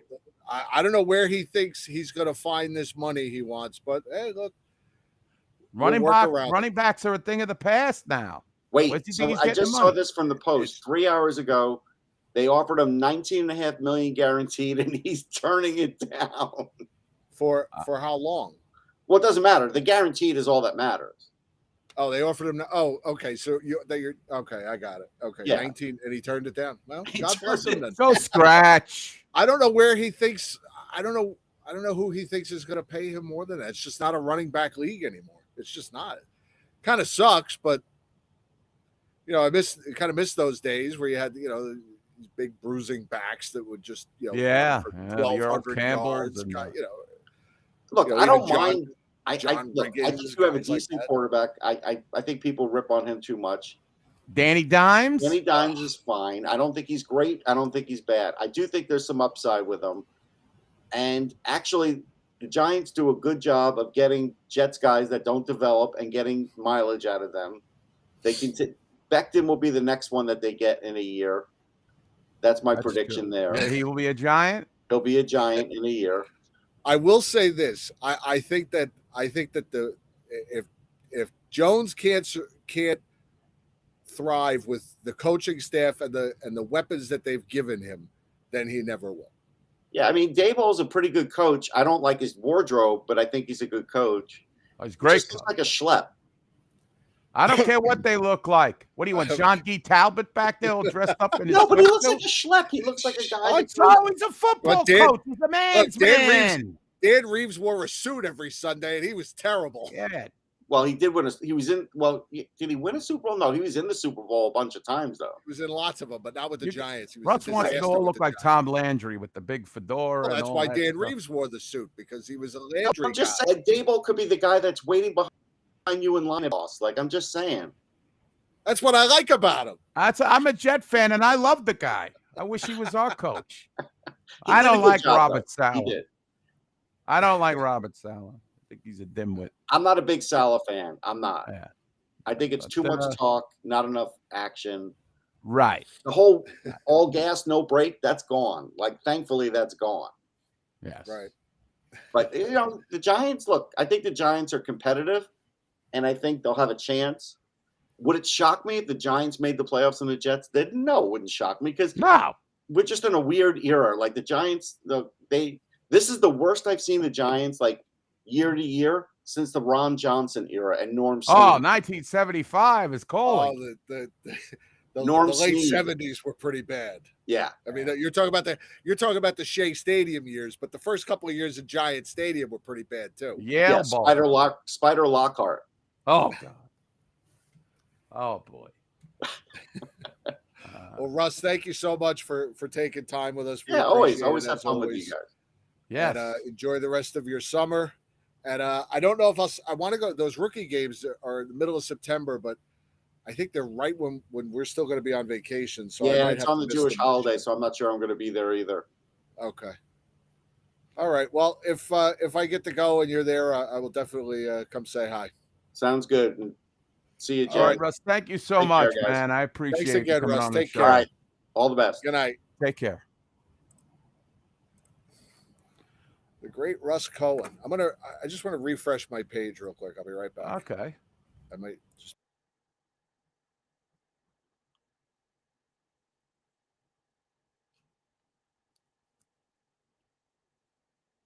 Can you hear me? Yeah, you're much louder now. Oh, so the reason why I refreshed the page, it worked. I wanted to see if when I switched my headphones, it wouldn't use my AirPods as my microphone. It was using my laptop microphone. Ah. But when I refresh the page, I think the AirPods are now working as my microphone. So, Well, I'm sorry if I kind of boondoggled that interview. I feel like you were No, don't dealing worry with about some issues over there with the grass and the. I hate when I do that. no, it's all good. I don't mind. I'm going to switch okay. back. I am going to switch us back though, because it screws me up to not look straight ahead and see. Yeah, where I same usually thing with see me. you. I was like, No, it's fine. I don't know. I don't know if I just forgot to charge them, or I thought they were all charged up, and then all of a sudden, I got this woman in my ear going, "Charge your headphones," and then like I'm like, all right, hopefully that means I have like a little time left, and then she said it again, and then she said it again, and then she started saying it faster, like she was coming out like every 5 seconds. Charge your headphones, and then all of a sudden, powering off, and I'm like, oh shit. Now, correct me if I'm wrong. Oh well. Did Margaret Hurley actually was in this chat room? She popped in there. She's up at Lake Placid, and she said hello. Yeah. Oh, that's nice. Sonia was her Tanya. undercover name, right? Wasn't it? Sonia? Tanya. Tanya, yes. So it has been a great hour and 45 minutes of off-season Ranger hockey. I'd like to come back as soon as we can, maybe next week. I got a whole presentation about Peter Laviolette I want to present to everybody. Yes, I like that idea. I'm definitely down for that. I'm free next week and we'll be here. Sean, when does the book officially come out? Do we have a release date for the book? Because I don't know. I want Sean McCaff on this show when that book comes out. Definitely. Or right before the book comes out. There is no greater outlet for your book than this program. Right. None. I mean, between the video views and the audio listens, I mean, this is maximum exposure. August 1st. All right. So, excuse me. Okay. So maybe like the first week of August or second week of August, Sean McCaff, I want you in a window on this show. Whoa. I like Sean. Sean's good. He's good people, but there's the pre-order book. your copy now. I'll be up to at least the 50th villain next time we join us. Well, the first 45 are all Glenn Sather.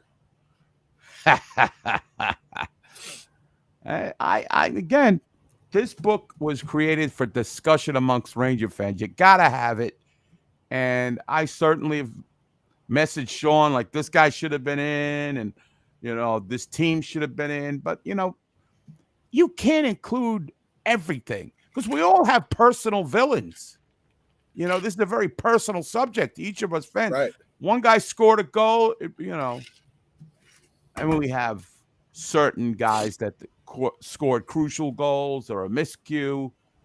But I could Mikko Lennon breaking his stick against the Islanders in overtime before the Ken Morrow goal. Or Bob Brook. Like I said, he's a villain. Because at that time, when I reflect back onto it, I say, oh, my God, if this guy would have scored. But you can't include everybody. And like he said, this could be volumes. There could be a side B to this, the B-sides. Right. So I think it's a great book. And I'm not just saying it because I know the author. I'm saying it because I'm a Ranger fan, and Ranger fans should know all. Plus, chock full of history. Where else are you going to hear about? Learn your history. We've been telling you that for 14 years plus. Learn your history. Right. I mean, it's very fascinating. Because there are fewer and fewer people every day that can teach you the history of this team. And it's not a great history, but it's got its moments. It's got a history. There are stories that need to be passed on. And, I like to think that we've done a little of that with this show, and Sean does it with his blogs and his writing and his books. We are the vessel. Where are you ever going to hear the words, the player Tiny Thompson? Come on. Or Andy Atkinhead. Yeah. I mean, these are... We talk about a lot of guys that I guarantee you they ain't talking about on Blue Shirts Breakaway or the Ranger Ed podcast, or whatever. I said it with that JB Smoove and all that Knicks minor league basketball. They can't spend a half hour on a Ranger. Just show one photograph, zooming in and out and talking about him. I mean, that's all you got to do. That's what Ken Burns does. Right. Yeah, one black and white picture. You zoom in and out and go, Tiny Thompson, Chicago Blackhawks, Ranger Killer on the next on the Sean McCaff Television Network. So.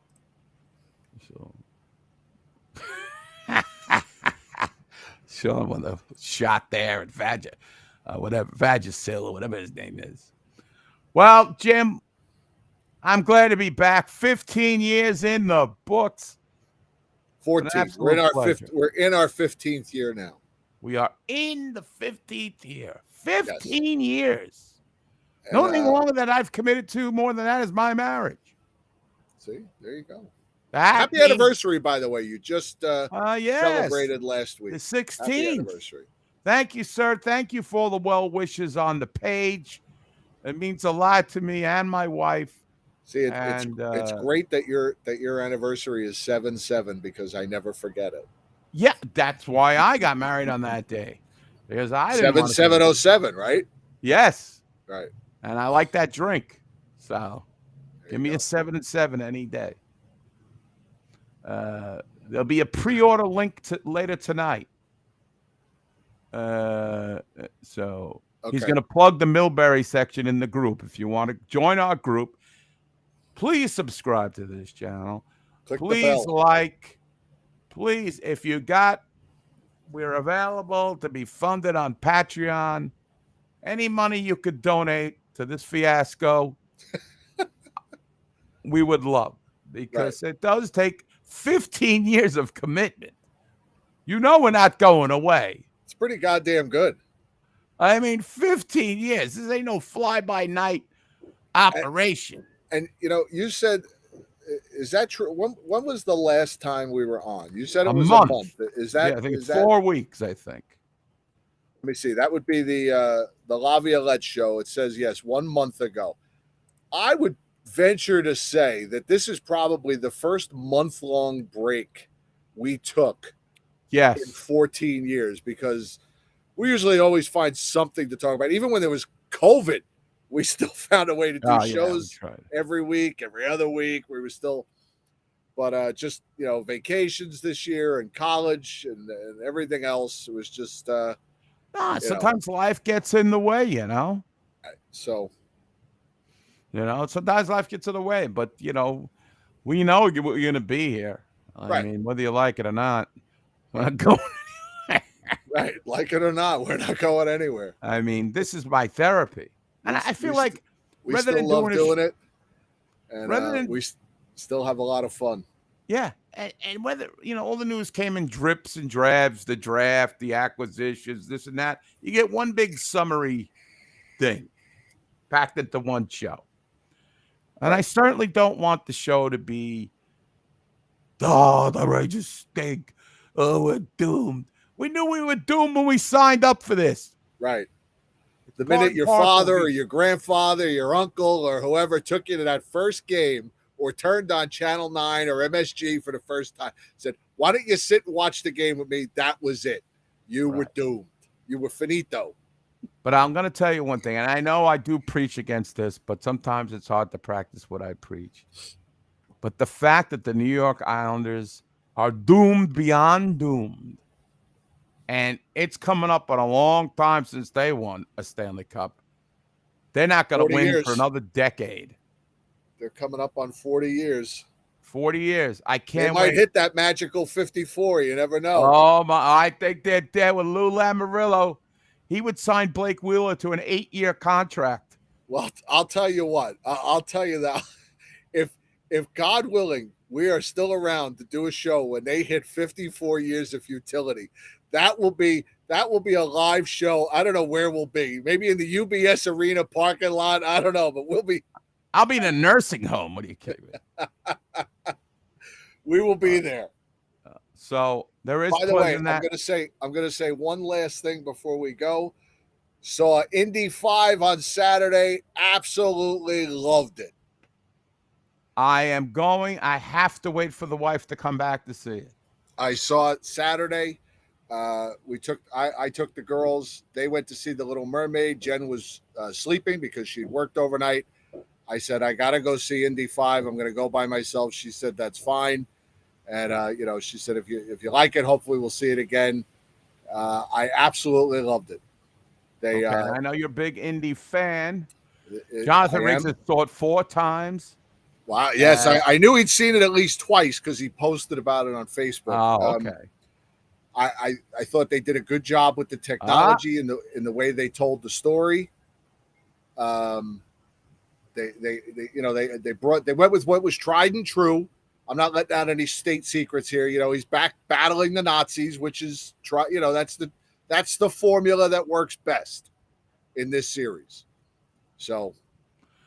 Well, I see Chris the Meat say Indy was good, but was way too long.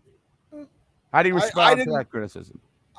I didn't feel like it dragged at all. I didn't have a problem with it being long. I don't have a problem with any long movie as long as there's a pace to it, to use a common term. I've seen movies that were 3 hours long that felt like they were 8 hours long. Right. So, if it's good, you want to be immersed for 2.5 hours. Right. And knowing full well that this was the last one and knowing that it was a good movie, I don't have a problem with it. At no point did I feel, am I sitting there looking at what time is it? How long is it? When is this going to end? Are we almost I didn't feel like that at all. I mean, the Dark Knight Rises was almost 3 hours and I loved every minute of it. Yes. Despite the plot holes in that movie, but I loved it. I loved it. I knew it was the last ride for Christian Bale as Batman, and I didn't bother me.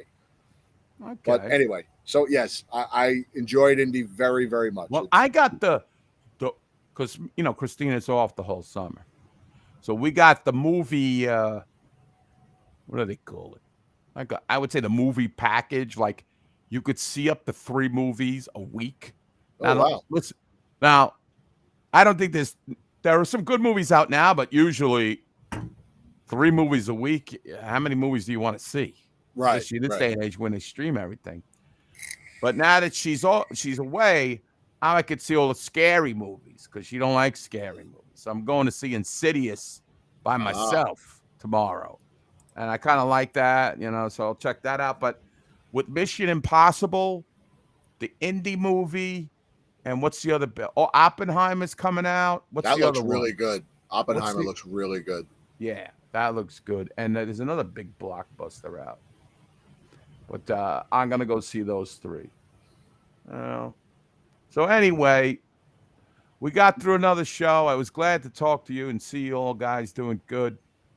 You think Barbie's got his Barbenheimer? Yes. AMC A-list. That's what I got. Oh, nice. See, I'm just a Stubbs member. Oh, But that does get you free popcorn refills. It does. I call that Scrubs. The Scrubs. Well, yeah, that's No. You know why we call it Scrubs? Because yes, I'll be at the Barbie movie. Yes. No, I called it Scrubs because one time they wouldn't honor our thing when we were Stubbs members. I go, what is this, Scrubs? What are we, Scrubs here? Anyway. I would like to see the other. I think the other blockbuster maybe you were talking about was The Flash. Yeah. Which I heard good things about, and obviously I only want to see for one real reason. But I may have to wait for streaming for that. I don't know if I'll get to the movies. What's the reason? Well, Michael Keaton's in it. Oh. Okay. He's coming back as Batman. He is, yes. He's not doing the Beetlejuice thing. He's gonna go. Well, I think there is a Beetlejuice 2 coming out, but listen, Mario, both of us are on the liberal slant. I don't understand what's going on in this world at this point. I can't. Let me just go on a final rant, and this is not political or anything.